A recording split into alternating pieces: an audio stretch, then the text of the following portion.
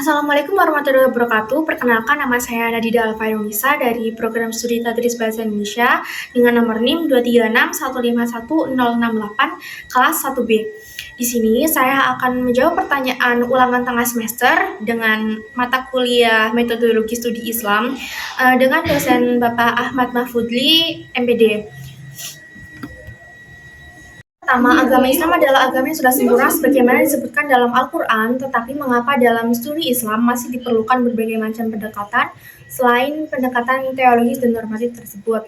Jawabannya, selain membutuhkan pendekatan teologis dan normatif, dalam studi Islam masih diperlukan berbagai macam pendekatan. Misalnya saja, yang pertama ada pendekatan sejarah, yang kedua pendekatan sosial, ketiga pendekatan antropologi, dan keempat pendekatan feminis dan pendekatan komparatif. Karena dengan menggunakan berbagai macam pendekatan ini, studi Islam dapat menjadi lebih luas, menyeluruh, teliti, dan meliputi banyak hal, serta cara pandang yang menyeluruh secara keseluruhan memungkinkan pemahaman yang lebih mendalam dan nuansa tentang ajaran dan praktik Islam.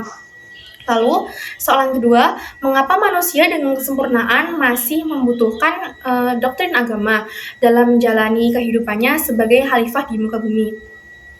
Jawabannya, manusia dengan segala kesempurnaan yang dimilikinya masih membutuhkan doktrin agama dalam menjalani kehidupannya sebagai khalifah di muka bumi karena untuk dijadikan panduan moral dan tujuan hidup ketentraman dan kedamaian batin menghadapi tantangan hidup dan sebagai komunitas dan solidaritas.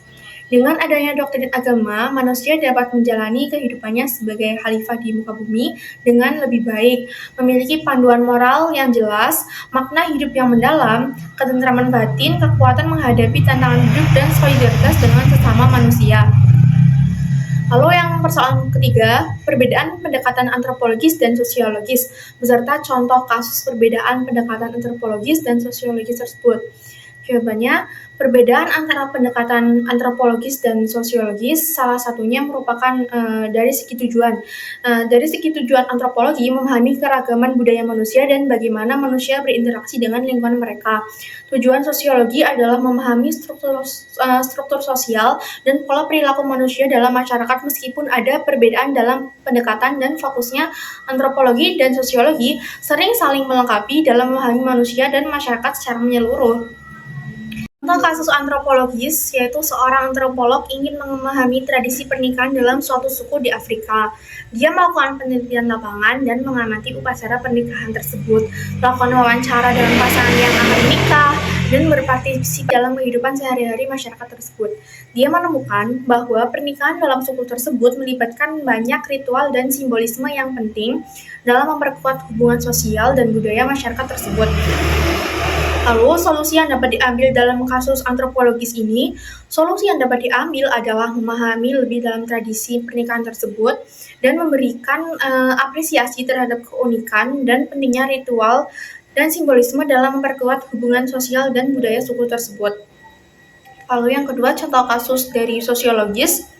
Seorang sosiolog ingin memahami mengapa tingkat perceraian meningkat dalam masyarakat perkotaan. Dia melakukan survei terhadap pasangan yang telah bercerai dan menganalisis data statistik tentang faktor-faktor yang berkontribusi terhadap perceraian seperti tekanan ekonomi, perubahan nilai-nilai sosial, atau ketidakcocokan pasangan.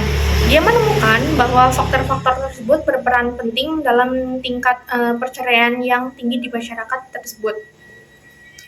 Lalu dalam kasus sosiologis ini, solusi yang dapat diambil adalah menyadari faktor-faktor yang berkontribusi terhadap tingkat perceraian yang tinggi dan mengambil langkah-langkah untuk mengurangi dampak negatifnya.